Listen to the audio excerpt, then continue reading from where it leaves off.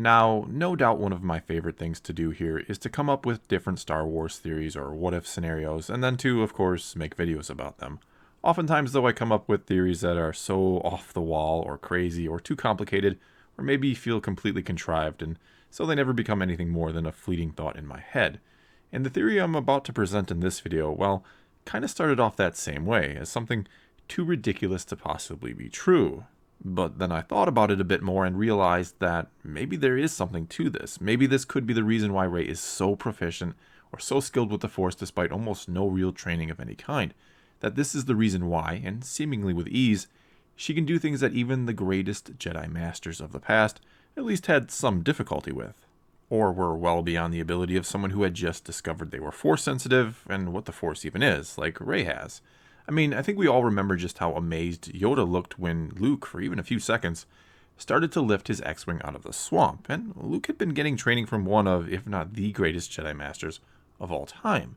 And just imagine how big Yoda's eyes would have got if he'd seen Rey easily lifting a mound of boulders. And imagine how salty a young Luke would have been if he'd seen it too. But seriously though, despite the narrative some want to push that people dislike or criticize Rey just because she's a strong female character, it actually has absolutely nothing to do with that. Hell, she's a lead character in a Star Wars trilogy. Of course she's going to be strong with the Force for one reason or another. And if you weren't expecting that, I really don't know what to tell you. But anyway, what does bother fans is not only the explanation of that power, that she's a counterbalance to Kylo Ren, but also how quickly she's mastered her powers and how well she can wield the Force already. And so far the only explanation we've been given for this comes from the novelization of The Last Jedi, where we've learned that when Kylo Ren was mind-probing Rey during the events of The Force Awakens, this apparently happened, and I quote from the book. Kylo had retreated at finding Rey in his head, had practically fled from her, but that had not been the end of that strange, sudden connection. She had seen more, far more. Somehow, almost instinctually, she knew how he accessed some of the powers at his command, even though she didn't understand them. It was as if his training had become hers, unlocking and flinging open door after door in her mind. So she instinctually, which kind of implies it's perhaps a unique and or inherent Force ability that she just has or can do, maybe even without trying per se, something along the same lines as Quinlan Voss's psychometry, for example. Anyway, she can just instinctually leech the training of another Force user if she can get into their mind, which Kylo kind of facilitated in this particular case. Furthermore, she can apparently even take the training of one who is equally as powerful as her, which we know Kylo Ren to be, at least in terms of raw power. Not to mention, she can even take from one who has substantial mental abilities, which we see Kylo does have at a few different points in The Force Awakens. Which in theory then means, with such mental powers himself, he should have perhaps been skilled at resisting such attacks, and the fact that he couldn't says something about the potency of Rey's ability, though in Kylo's defense he likely had zero clue such an attack was coming and was completely caught off guard. But he might not have been the only one caught off guard by this ability of Rey's, or only powerful Force user to fall prey to it, because let's keep in mind that Snoke seemed surprised that his prized student had been bested by a girl who had never held a lightsaber before, implying he too has no idea what she's capable of, that she's a type of Force leech, I suppose. And why would he be? It's likely an extremely rare ability, if not one that's never manifested in a Force user before, and if she is meant to be a counterbalance to Kylo Ren, I guess it only makes sense that the Force would want her to catch up to his ability level quickly, or something. So most likely then, Snoke had no clue what he was dealing with when he too went delving into her mind, first to link Rey and Kylo Ren together, and then later in the throne room scene when Snoke again went into her mind to locate Luke.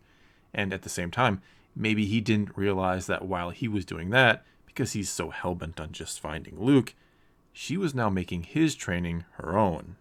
And I know what you might be thinking right now. This is a terrible theory. And yeah, it kinda is. But please keep in mind there's a difference between presenting a theory and endorsing it or actually wanting it to come to pass. Because I'm not a fan of Rey downloading Kylo's training during The Force Awakens. At all. In fact, I don't think that's the explanation for Rey's ability that J.J. Abrams originally had in mind. And it was added into the book to fill a major plot hole that developed after The Last Jedi apparently confirms Rey has never had any type of formal training. And I absolutely do think JJ had a radically different idea for the character of Rey, not to mention the story itself going forward. one that Rian Johnson utterly and completely abandoned or ignored.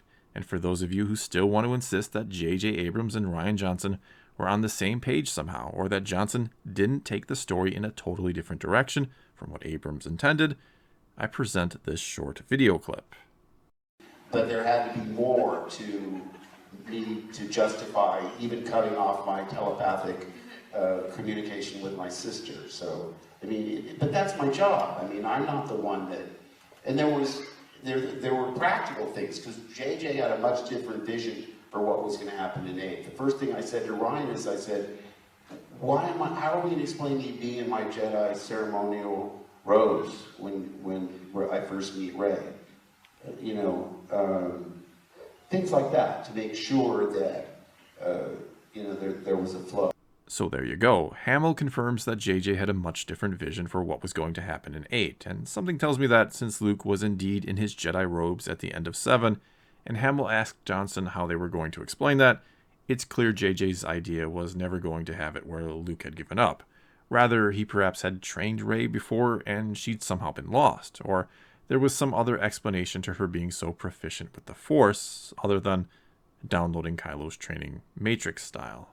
But that, however, is what we ended up with, and assuming JJ doesn't retcon the novelization of The Last Jedi and give us a different explanation, which is certainly possible if not likely, there's every chance that Rey, as stupid as I'll admit it sounds, also downloaded Snoke's training.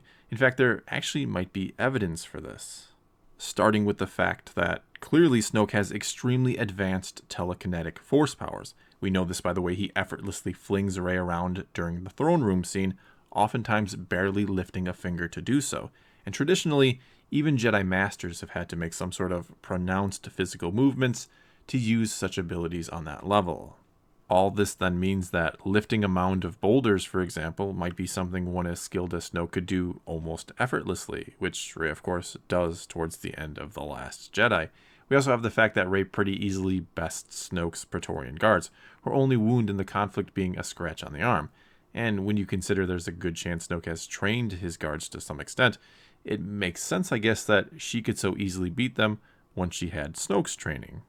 Another thing to keep in mind here is that Snoke says at the end of The Force Awakens that it's time to complete Kylo's training, which would then mean Rey has far more training now than Kylo, which sounds like a terrible problem for Episode 9 to face, and makes this theory even worse and more likely to be dead wrong. But I think if they just embrace the idea of the overpowered Rey at this point, they could actually use this theory to make Rey a type of villain in Episode 9. Because, let's be honest here, Kylo Ren already feels like the underdog going into Episode 9, at least in terms of having to face Rey again, because he's already flat out lost to her once, that being in The Force Awakens, and at best fought her to a draw in The Last Jedi. So why not run with him being the underdog, and again, just go all in on Rey being super powerful, so much so that she's unable to control all that power and her mere existence is greatly unbalancing the Force. Subvert our expectations again and make Episode 9 about stopping Rey, and maybe you'll win back the respect of some of the angry fans. Hell, it could also make the Reylo fans happy if the movie is all about Kylo Ren being conflicted about having to destroy Rey. In fact, him having to stop her could be what brings him back to the light. Or maybe he has to, for some reason, give his own life to save her. Maybe his death will cause the Force to again go dormant in her, since he's apparently the reason it awakened in her in the first place. And thus a Skywalker fulfills the prophecy and brings a lasting balance to the Force. There's also probably a lot of other things you could do with this as well, and not to now anger Reylo fans out there, but I really don't see Kylo and Rey happily riding off into the sunset together at the end of the movie. We've been told this will be the definitive end of the Skywalker saga, and those two ending up happily ever after together in love will only mean more Skywalkers to come, and not be a definitive end to their saga. Well, that's all I've got for this time. Now I'd love to hear some of your ideas about how this theory could work, assuming you don't think it's too ridiculous to even entertain the possibility. Also, let me know if you'd like even more, shall we say, fun theory videos in the future about all sorts of aspects of Star Wars. Anyway, whatever you feel like talking about, leave a comment below and let's talk some Star Wars. And until next time, thanks for watching.